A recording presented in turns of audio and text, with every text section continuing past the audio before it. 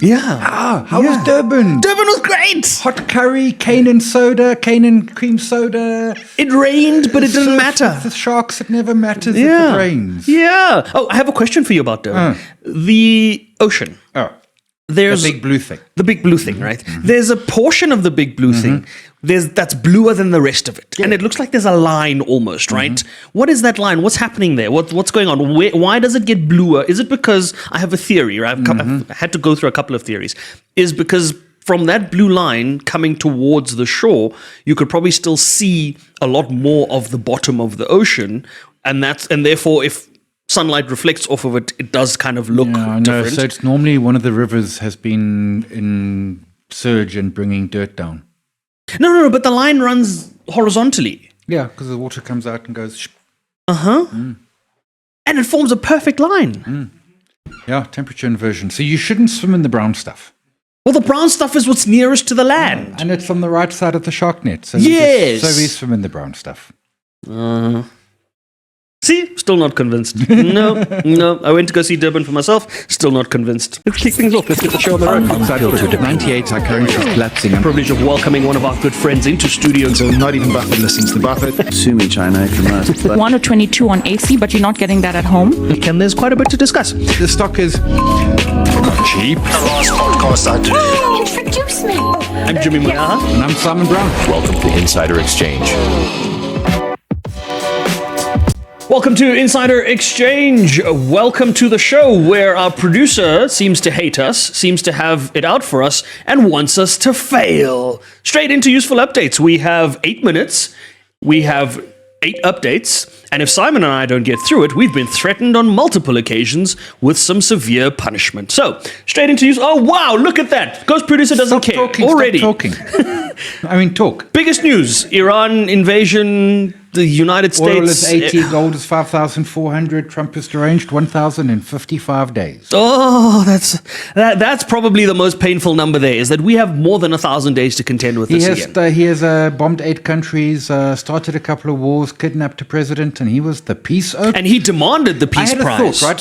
So he's the anti-work, anti-trans oak, and look what we got. Could we please go for the pro-work, pro-trans lady? Can we do a swap? At this point, I don't think it's... and this is a bold statement. I don't think it's worse. I don't think it's possible to get worse than President Trump. Nope. On the global stage, with everything that's happened, my niece could do a better job. She's 16, not even. Let's leave that on that note. Paramount beats Netflix. So Netflix, I think, were clever. Netflix kind of wanted this at the right price. Remember, I mean, this Warner Brothers was a R700M share, and Paramount's paying $31. I suspect they're a little bit overpaying, be it as it may. I think Netflix is fine. They've got their own content. They're making their own studio. They can still do a deal with Warner Brothers. Winner.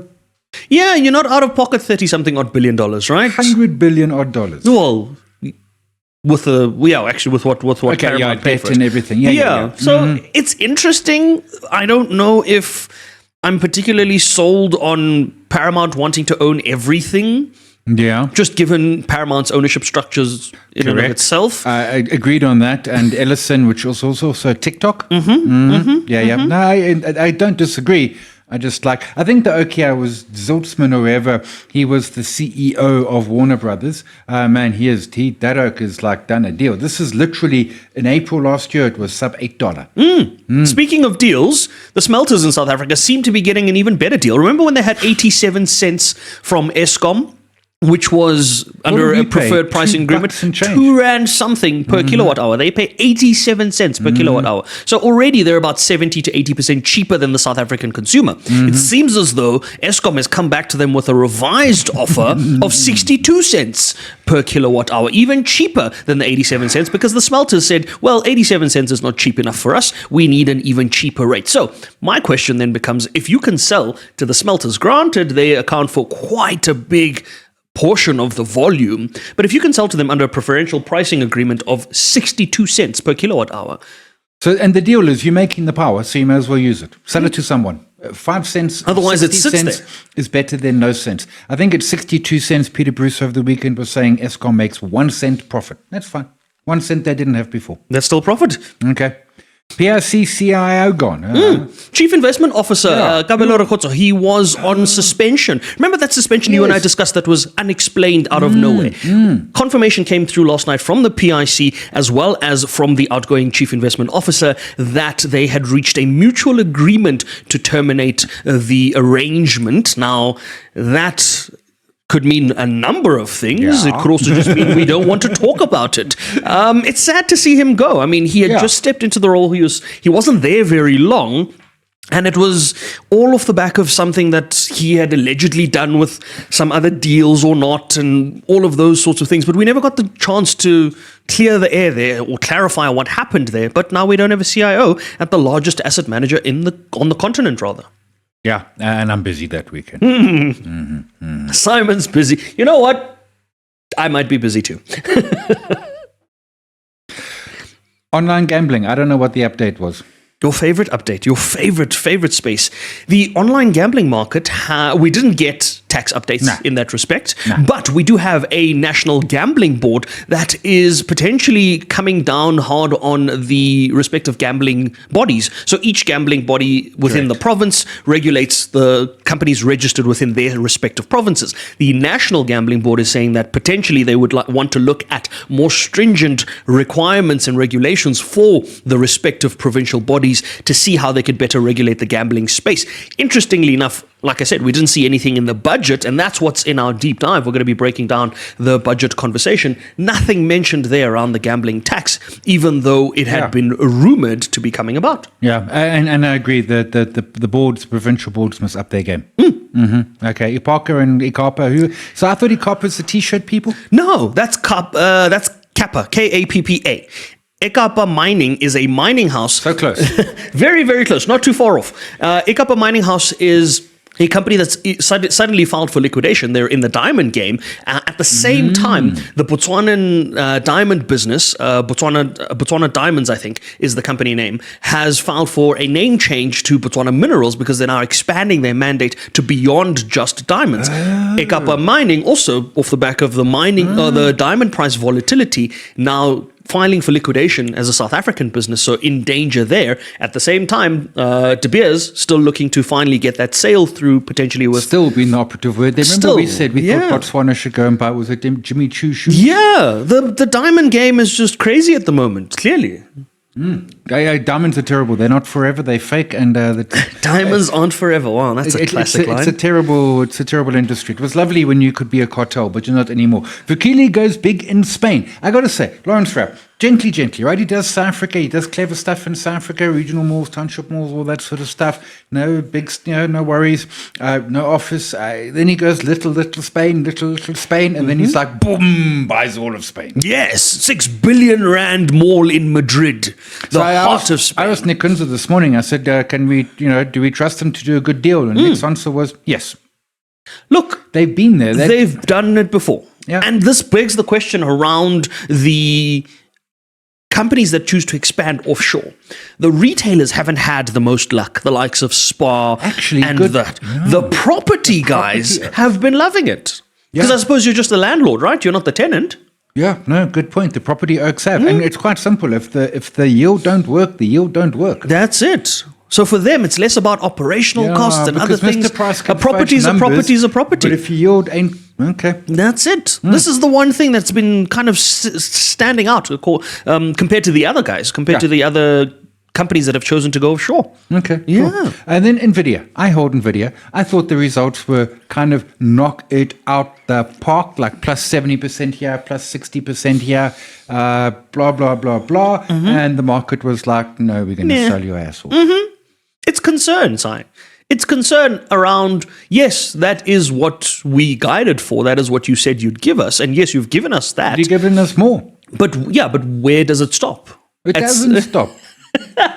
It doesn't stop unless you're in the middle of a war. Oh, you see, the problem is it does stop. I remember, Cisco promised us it didn't stop, and it did stop. Markets have memories. There you go. And with that, we conclude useful updates. Look at that. We have 10 seconds left. 12 seconds. What do we do with our time now? We should get donuts or something if we finish on time. There we go. We deserve incentive. Ha! Useful updates done and dusted. We move on to our deep dive. We are unpacking the budget speech that was tabled last week by the Minister of Finance within a national treasury. We're going to be taking a look at some interesting insights from that national budget and what it means for South Africans. So we found the money. Dead. Okay, but we found the money, Sai. Last year, we didn't have money, so we had to increase VAT. No money. This year, we've got an additional 20 billion from SARS collections, but suddenly, we've got more money to increase social grants, we've got more money to increase every other line item of expenditure within the government, and we've managed to stabilize debt to GDP. Where did the money come from? Under the couch. Oh, okay. That explains a lot. Okay, we're done. There's the deep dive. Okay, bye. No, I don't know. I mean, yeah, there was the extra 20 billion odd, and that explains the fact that they adjusted for bracket creep. Okay, so that's cool. And then everything else, I suppose they're just working. So they're working on the theory. The budget's not fully funded, I suspect. I suspect the theory is that we'll see some GDP, and they're hoping that we get a little bit extra revenue, and from VAT and CIT, and I suppose probably PRT, personal as well, and that will then fund the budget. Building a budget on hope is somewhat of a dangerous thing to do, Sai, especially because part of that hope relies on... It's how most people build budgets. Hopes and dreams and a little bit of prayer. Prayer can get you very, very far, especially if you're building a budget. Okay, so fine.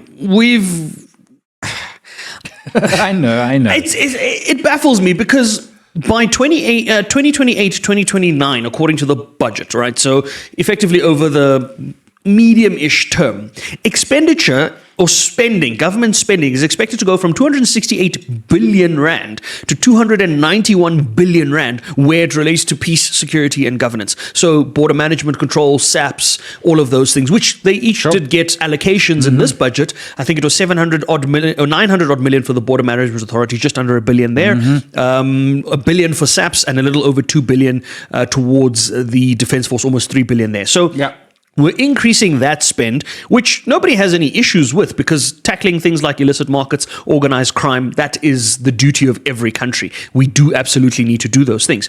But we're able to allocate more monies towards these things. So again, the question, where is the money coming from? And why didn't we have this conversation last year with the VAT increase? Well, we did eventually. There are a couple of fundamentally different things from a year ago, and I know it's just a year. The one is commodity prices, and that's not just gold. I mean, PGMs came to the party late as well. I know it's not big, and a lot of it, they've actually got some losses, so it'll be a while before they pay SARS, but they get the 20% dividend tax. We're off grey lists. We got upgrades. We've got petrol down. Inflation is under control. Rates are, 100 Sorry, those things don't add more money. No, but they create an environment which can add more money, i.e. growth. Okay, so they help you plan that budget. A year ago, we were hoping for 0.8 growth. Now we're aiming for 1.6. Which is... but it is exactly double. So this is the thing. We're always aiming for... high growth targets, never really attaining them and always revising them down in the end. Even though you and I have spoken about this before, saying that to achieve 2% growth as a country is very easy. We are very much in the space where we're capable of hitting those numbers. But let's break down the budget. Let's go into some of the major changes that we've seen. You touched on one of the big ones was bracket creep. And I think we should look at that in the context of bracket adjustments being made, but also adjustments to tax-free savings accounts and adjustments to RA contributions because they all kind of affect to everything. So I was on a panel with the deputy finance minister, Dr. Masondo. Yes. No, you've confused me. Dr. David Masondo. No, not for 100 years. Okay. That's the deputy finance minister. Then there's two of them. Yes, there might be two. Yes, there might be two. The DA man. Yes, there might be two because we did. Superin. Yes, we did do two following the government of national unity, there were certain portfolios that did obtain a second deputy where we previously had one. You are right. That is the other deputy minister of finance. I apologize to the deputy minister for forgetting that he was there. I remember his appointment. So there's been all of these stealth taxes. And I know because me and a chap in Cape Town at AGM have kept like a list of this thing going forever and a day. Things that in most cases haven't been changed since 2012. In some cases since 2008. And it's like, for example, the CGT and exclusion from 40 to 50. If it had kept with inflation, it should be 76. But hey, CGT death benefit from 300 to 440. Primary resident CGT exclusion from 2 to 3 million. Now that doesn't impact anyone unless you live in Cape Town. Single discretionary allowance. Sorry. Double. I just had to remember that. I was just like, that was a big one. I know. I'd like, okay, so you're the one, because most of us are like, a million was actually enough, guys. No, for Jimmy, he needs the whole 2. Okay. Well, but think about it in the context of a family, right? Think about you and the missus, right? Yeah. Where you previously would have 2 million rand to move offshore between the two of you. You now have 4 million rand to move offshore in cash, aside from all the other offshore investments and things. So if you are looking to diversify into an offshore portfolio, that would definitely be something to potentially look at. And I mean, that's a huge benefit. Are we just throwing all of the benefits at consumers and taxpayers? I can't help but think that's it. So you're right. So because annual deduction, you mentioned RA from 350 to 430 or 27.5, whichever is lower. Tax-free contribution 36 to 46 a year. So these are things that have. So the tax-free changed in 2020 that the ANC government has ignored, and my argument, and ignored for a long time. Let's not say ignored for one budget. 14 years. That's it, right? In the short and period. Suddenly overnight. And you know what it is? And as I said, so the deputy minister, the one I saw, put all this stuff on the table. He's the one like, hang on, guys, we need to do this stuff. Because the ANC would always make the argument that, like, you know what, your CGT exclusion is irrelevant when I got 35% unemployment. And it's an argument that's hard to ignore. You know, and really the capitalists must go capital themselves and leave the ANC to help the everyone else. And you can just see the new people around the table. Fundamentally so. The really biggie, which is not really, but VAT registration threshold last changed in 2008 from 1 to 2.3 for businesses, for small businesses. Yes. The voluntary registration or the mandatory registration, rather. If you had R1 million of turnover or more, you would be obligated to register for VAT. Now you can go up to 2.3 million before you have to do that. And alongside that, for businesses, the CGT exemption on sale. Previously, if you sold your business as a small business owner, older than 55, you would then be exempt from the first 1.8 million rand of the sale, and anything above that would be taxed as a CGT. Now it is the first 2.7 million rand, so an extra 900,000 rand, almost $1 million, has been added to the exemption. So if you intend to sell your business and retire, you finally might have a little bit more in your pocket. Yeah, and these are very small things, but easy things to do, right? They're very small, but they kind of stack up, and they mean a lot to the South African who is overtaxed, overburdened, and trying to manage, and trying to create some wealth and get to retirement and not be a burden on state, fools, friends, family, and retirement and all of that sort of thing. And hopefully, we're now in a scenario where these numbers go up by inflation every year.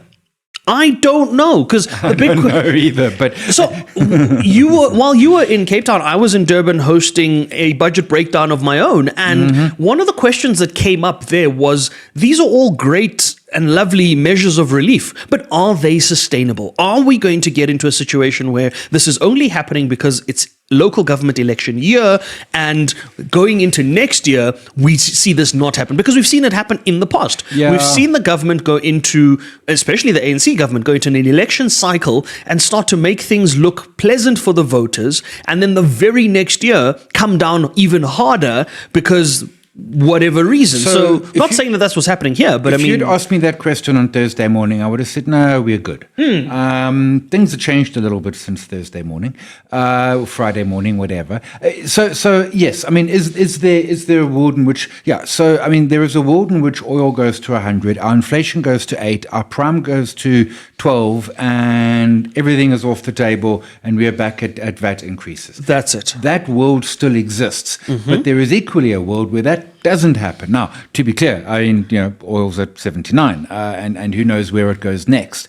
But the path forward, which this budget is plotting, is saying, you know what, we might get some more upgrades this year from the rating agencies. We'll still be junk, but we'll be heading in the right direction. We're going to get more fiscus collection from enforcement and from our precious metal miners, because those are going nowhere. We're going to get some growth of 1.6-ish, maybe even at some point we might in the last quarter hit 2. Those sort of things is what this budget is looking for. And I'm not stressed by that. I don't think that you want to always be doing a budget for the worst case scenario, particularly when there are green shoots that you can tangibly point to.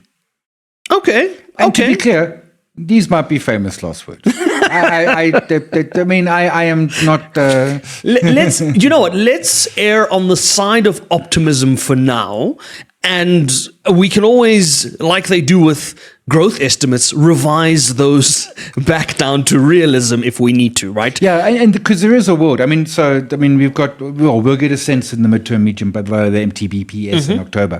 But there is if stuff's going wrong, I mean, relatively quickly you can flip things around. Throw 4% VAT increase. That's it. It's easy to have those conversations at a later date. What's interesting at the moment is more than R1 trillion committed towards infrastructure expenditure over the medium term, more than half of that going to SOEs.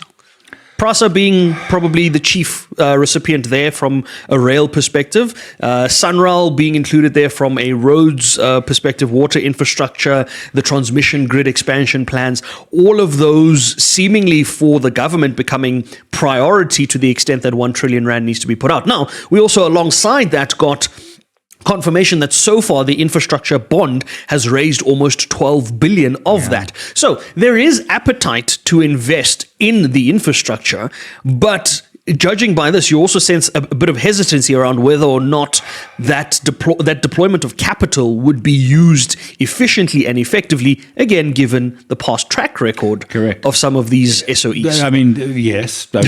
Yes. And capacity.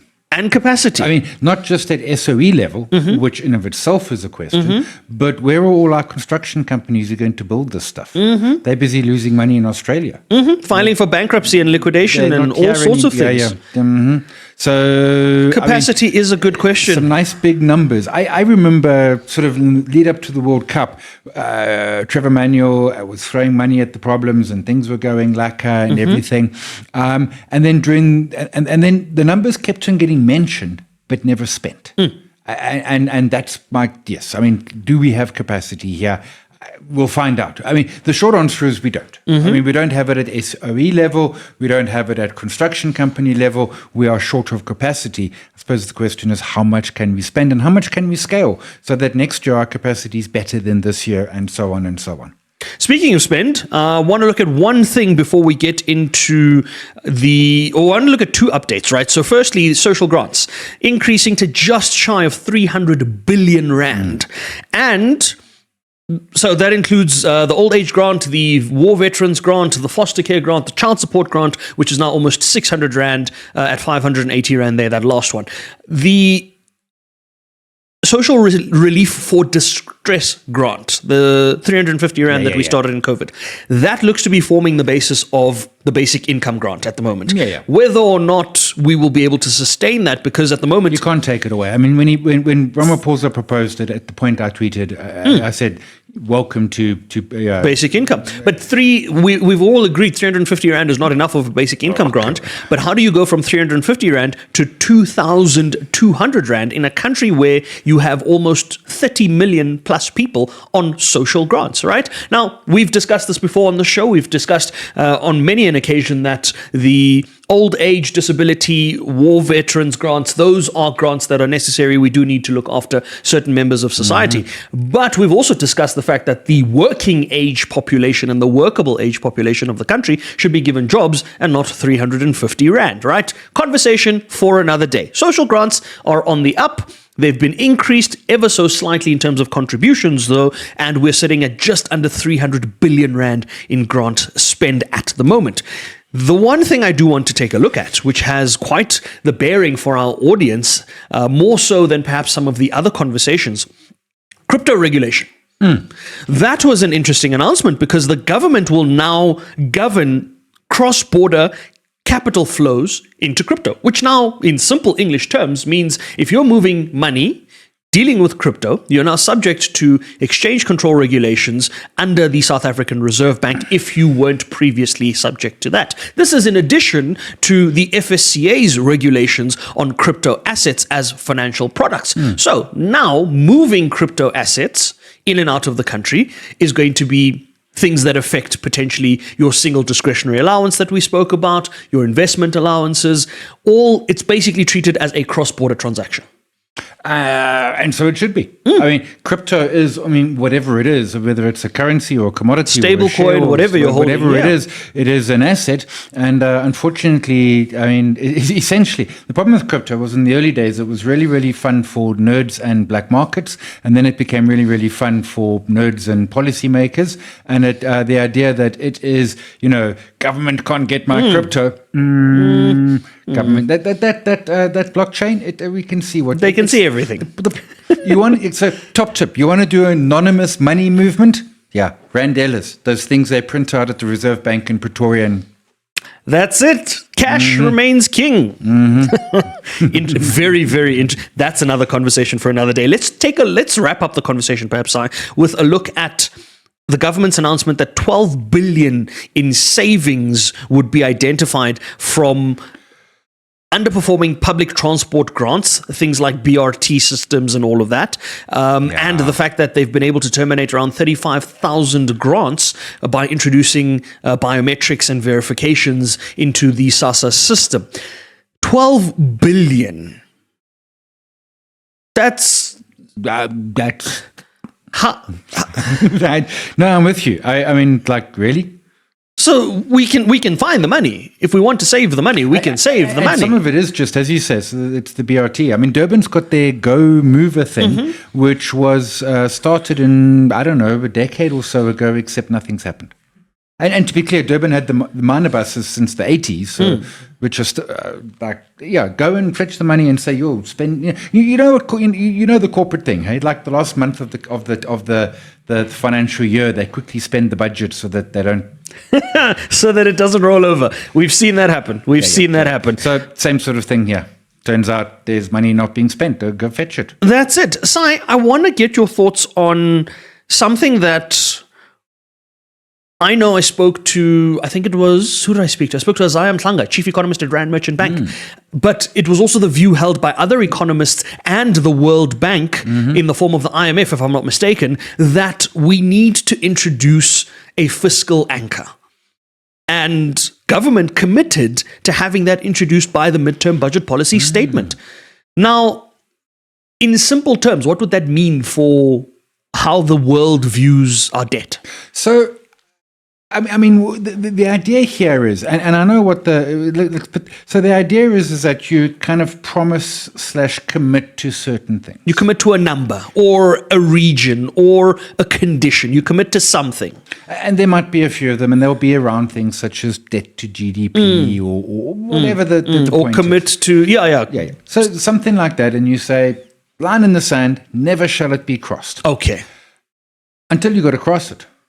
And then you're like, line in the sand, we're crossing it. We're erasing it and we're moving it further. I like the idea because it tells you what the thinking is. It gives you something which government can be accountable to, and it gives you something to which government will be scared to bump up and get too close of because you can almost wave it as a stick at them. The truth of the matter is, if we've got a global financial crisis or whatever the case may be, and government needs to obliterate it, it gets obliterated. So in which case, my argument is then, does it serve a purpose really beyond some prettiness? I would put it this way: if you had to say to me, should we or shouldn't we? Let's do it. Why not? And I know what the arguments against it are, as I've mentioned a couple of them already. But I like the idea of saying, here's our red line in the sand, and here's where we promise not to go, assuming all things being equal. Maybe that's the caveat. Unless you're the United States of America, in which case you raise your debt ceiling 80-something times in 80-something years and just run with that, I suppose. Correct. I mean, which is effectively the line in the sand that we are talking about here in the South African context, is to say we will not let the situation get worse than this without serious intervention, or this is kind of our hard stop, so to speak, right? Yeah. So fiscal anchor, great for international investment, great for confidence in the South African market and the South African leadership to manage to rein in budget spending and all of that to that point. But again, as you said, entirely movable. Entirely movable. And then why? And then why? Because it makes some bankers and... It does. It makes capital markets a little happier and allows for them to deploy with a little bit more confidence. Not sure how much confidence, but that's where we're going to leave the deep dive. Folks, we'd love to get your thoughts on the budget speech. What were the standout points for you? Did you feel that this budget delivered for you, particularly as a South African? Do you think this budget was something that South Africans can be proud of, that will alleviate the pressures that South Africans are feeling? We'd love to hear your thoughts and comments around that.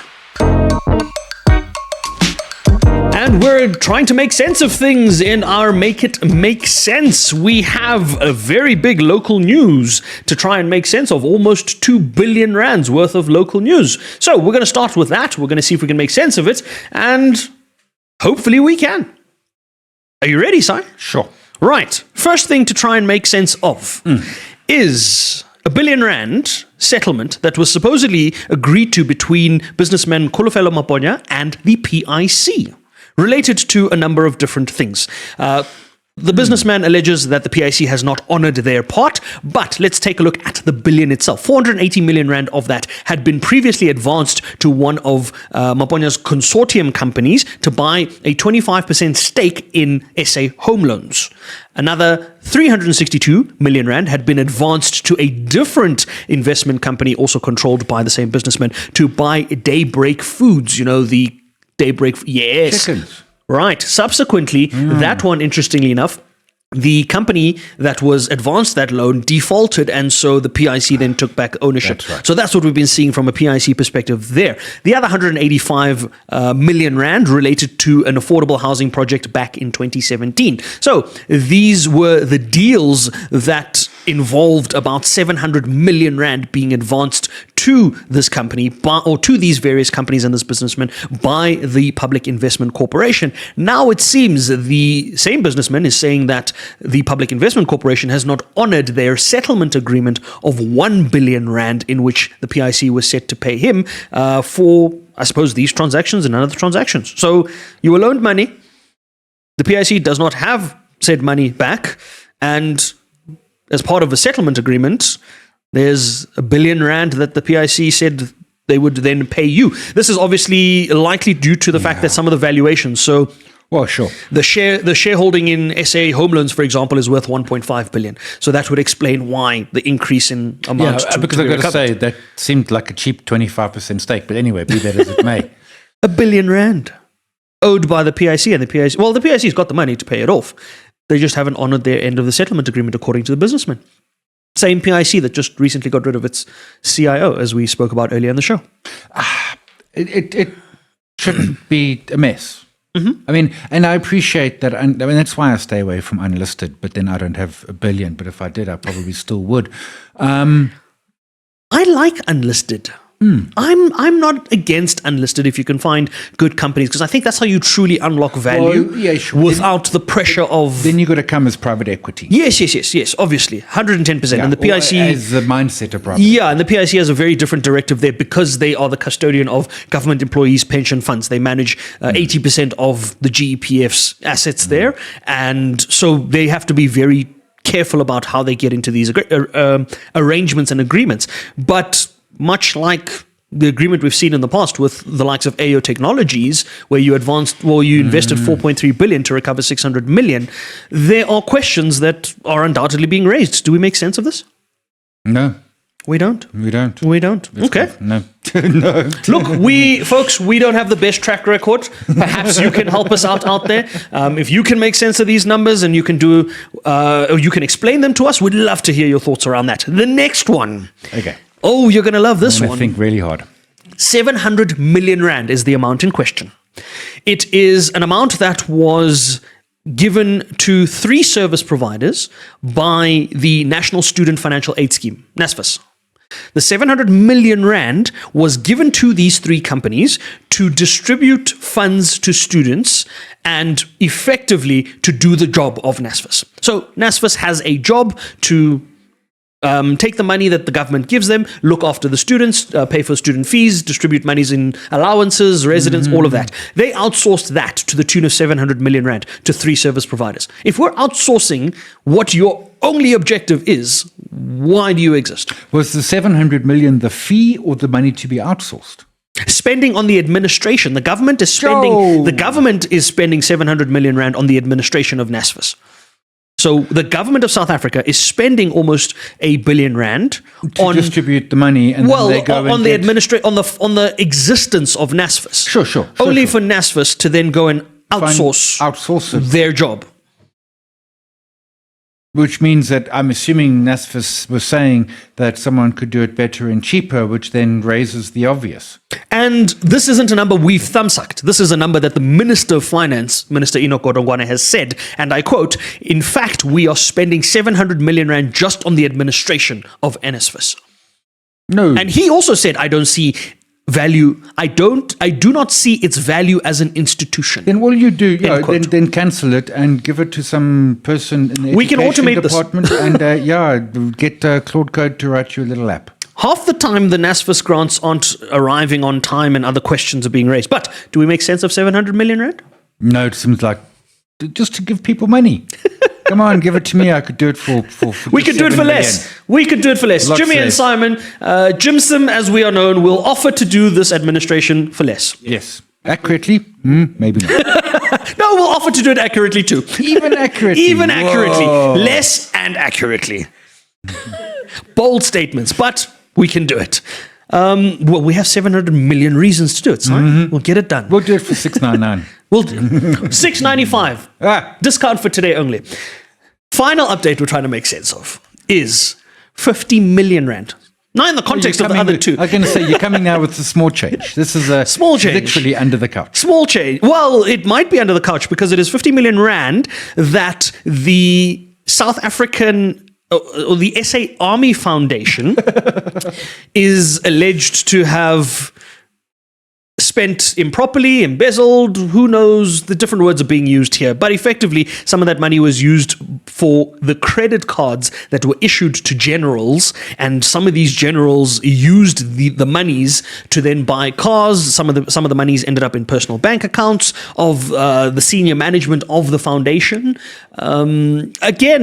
See, your surprise is not there because we've just gone through almost 2 billion. So 50 million means nothing. I mean, my thought was that surely the generals are like being army stuff and they haven't got time to go and buy cars and stuff. But apparently, I don't know how the army works. And to be clear, and I know this is a 30-year-old story, we invaded Lesotho and lost. And I doubt that we have a better army today than we had back in 1998 when Mangosuthu Buthelezi sent us into Lesotho. Wow. That's okay. That's quite the statement. Interestingly enough, don't come for me, army. I haven't got 50 million. But if we do get this NSFAS administration contract, we can talk. This is off the back of an investigation by the Financial Sector Conduct Authority that then uncovered that the senior personnel at the foundation were involved and all of that. So the FSCA was part and parcel to uncovering this misappropriation of funds. But again, 50 million rand in the context of the other 2 numbers seems rather small. It's not. It's not. It certainly isn't. It certainly is not, because I'll offer you 50 million and you'll take it in a second. And the next second you'll be phoning your boss and saying, busy. I suppose we don't make sense of this either? No, except that, even our army generals are robbing us, man. Like, come on, guys. Yo. I've got nothing. I've got nothing. No, next time we'll come with some easy stuff. Yeah, we'll find easier things because make it make sense doesn't make sense. And on that note, we're going to leave the show. Before we head out, we're going to leave you with an unfiltered opinion of the week because that's what we do here. We love to give you those. This week's unfiltered opinion is catfishing. Si, have you ever been catfished by food? Yeah.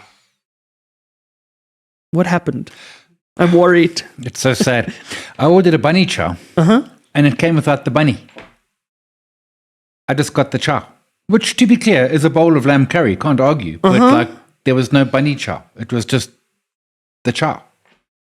Surely, if the menu item says bunny chow, a core ingredient in a bunny chow alongside the curry is the bread. I mean, the sambals, whatever. Everything else. You can leave out the plastic spoon if you want to. You can leave out whatever goes with it. The condiments, the coke, whatever. To come with the Surely, chow. the two primary ingredients, There's a pretty picture. the filling and the bread. Yeah. Spice Sisters. Where's my chow? Oh. Yeah. I have been catfished by food as well. I remember a time, and I think this might have been something that catfished a lot of South Africans, was KFC. They did the donut crunch burger thing, right? That was the one thing where they put a chicken fillet between two donuts, glazed it all lovely, put out pictures. It looked fantastic. Well, I'm here for a good time, not a long time. Story for another day. But you order it, it comes, and it looks nothing like that. That was the one incident. The other incident also relates to KFC was, does anyone remember the chicken skins? We were promised crispy chicken skins, buckets of crispy chicken skins. People waited outside KFC stores in horrible weather conditions, leaving families behind, all for the sake of chicken skins. And I have not seen a single person post after the fact saying, hey, I loved my chicken skins. Yeah, you got scammed on that one. Food vendors, restaurateurs, marketing companies, because you're also involved in this. Stop catfishing us with food. That's the unfiltered opinion of the week. Investing isn't hard. Just try it.